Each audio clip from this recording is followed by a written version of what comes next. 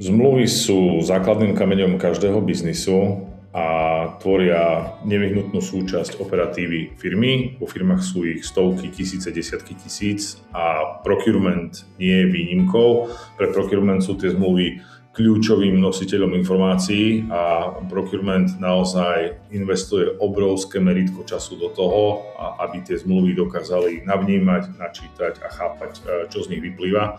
To je pomerne veľký problém, pretože ľudia v procuremente sa vedia sústrediť na oveľa efektívnejšie veci, ako čítať zmluvy.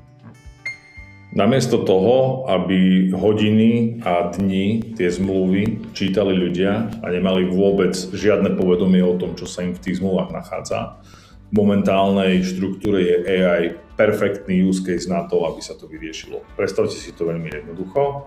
Zoberiete všetky svoje zmluvy, hodíte ich do sequence, za niekoľko minút získate okamžitý prehľad o tom, aké údaje a dáta v tých zmluvách máte, aké rizika z nich vyplývajú a ľudia dostanú reálne notifikácie o tom, čo potrebujú s tými zmluvami robiť a akým spôsobom ich ďalej posunúť.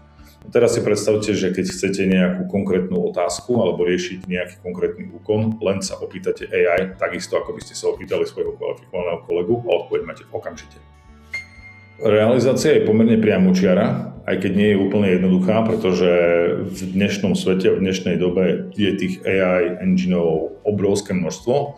Vy tú technológiu musíte urobiť, nakonfigurovať tak, aby bola dobrá a funkčná a aby v každom use case vám z tých zmluv doniesla tie správne informácie okamžite do niekoľkých sekúnd, namiesto toho, aby vy ste museli napríklad v prípade nejakého compliance alebo GDPR venovať hodiny, dní, mesiace času na to, aby ste zistili, aké tie zmluvy sú, tak máte to okamžite. Je veľmi dôležité mať tam správny prompting, je veľmi dôležité mať tam správny prístup, ale na konci dňa to funguje tak, že príde akákoľvek procurement organizácia a do 6 týždňov majú tie zmluvy kompletne zmapované AI.